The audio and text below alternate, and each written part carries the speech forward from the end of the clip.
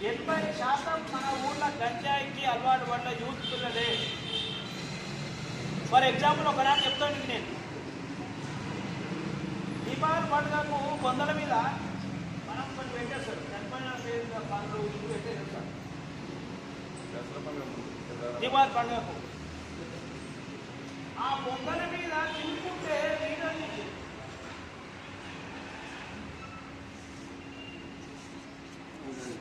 గంజాయికి అలవాటు ఉన్న పిల్లలు బొందల మీద మనము దీపావళి పండుగకు కొన్ని పండ్లు పలహారాలు బొందలు పెట్టేస్తాం. మన ఆనవాయితీ, మన హిందూ ఆనవాయితీ ప్రకారం పెట్టేస్తాం.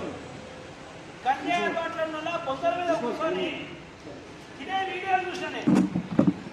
అంటే మనము ఏదైతే బెల్ట్ షాప్ ఉన్నదో 20% మాత్రమే ప్రమాదం. వీళ్ళని కంట్రోల్ చేయొచ్చు. వీళ్ళని తాకుండా ఆపగలుగుతా మన కొన్ని రోజులు అయితే వాళ్ళ మీద కాన్సన్ట్రేషన్ చేసే. కానీ ఏదైతే గంజాయి ఉన్నదో 300 మంది యువకులు మన ఊళ్ళో, దాని మీద కూడా మనం అందరం దృష్టి పెట్టకపోతే మనం చాలా ప్రమాదంలో పడుతుంది మన ఊరు.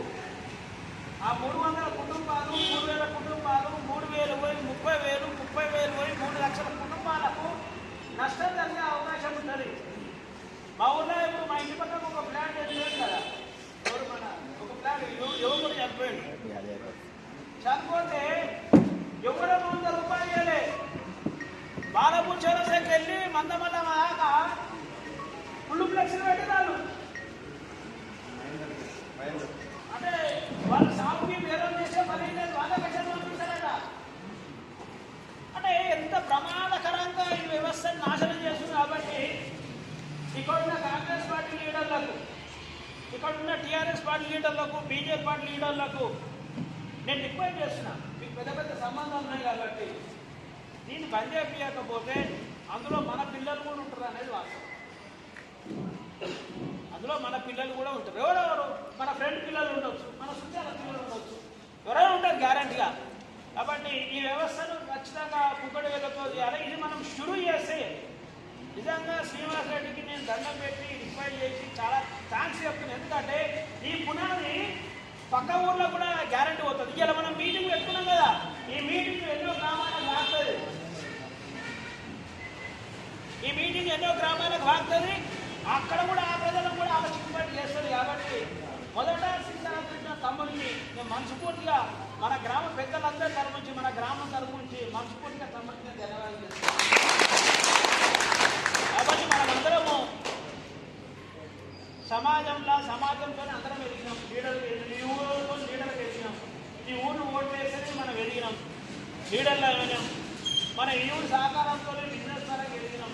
ఇలా ఈ ఊరు మనం ప్రజలతోనే మనం వినాయకుడి పేరు మీద ప్రపంచవ్యాప్తంగా పేరు వచ్చినాం. మనం ఈ మంచి కార్యక్రమాన్ని కూడా మనము కనీసం మన చుట్టుముట్టు గ్రామాల్లో కూడా మనం ఈ మంచి శ్రీకారం మనం దిగగలిగినామంటే నిజంగా మంచి పని మనం తెలియజేస్తూ, బెల్ట్ షాపులు 100% నాకు తెలిసి 80% మంది కూడా బంద్ చేయాలంటారు, 20% మంది టైమింగ్ అంటున్నారు. టైమింగ్ అంటే మళ్ళీ తర్వాత కూడా డిలే అవకాశం ఉంటుంది. కాబట్టి వాళ్ళకేమైనా ఉపాధి మీద అవకాశం ఉంటే మనం అందరం కూడా దాన్ని చేయడానికి సిద్ధపడతాం మనం. కాబట్టి ఈ కోణంలో మనం పెద్దలందరూ కూడా ఆలోచించాలని, నిర్ణయం తీసుకునే కాడ తీవ్రంగానే ఉంటేనే, ఖచ్చితంగా ఉంటేనే తప్ప మనము మార్పు సాధించలేమని ఖచ్చితంగా నేను బంద్ చేయాలని నిర్ణయం నేను పరిపూర్ణంగా కట్టుబడి ఉన్నా. దానికే నేను బంద్ చేస్తానని తెలియజేస్తూ, తర్వాత నెక్స్ట్ మీటింగ్ మనం అందరం కూడా గంజాయి మీదనే కొంచెం ఇంటర్నల్ మీటింగ్, కొంతమంది ముఖ్యంలో 10-15 మందిని ఇంటర్నల్ మీటింగ్ పెట్టుకొని ఏ కుటుంబాల మీద ఉంది కొంచెం మనం చెప్పగానే ఇబ్బంది పడతారు. కాబట్టి కొన్ని ఇంటర్నల్ మీటింగ్ పెట్టుకొని సమాచారం తీసుకొని వాళ్ళ పేరెంట్స్ని మనం ఇంటర్నల్గా మళ్ళీ ఒకసారి ఇట్లే ఎన్నో ఫంక్షన్ హాల్లో ఎన్నో మనకు పరిచయం పేరెంట్స్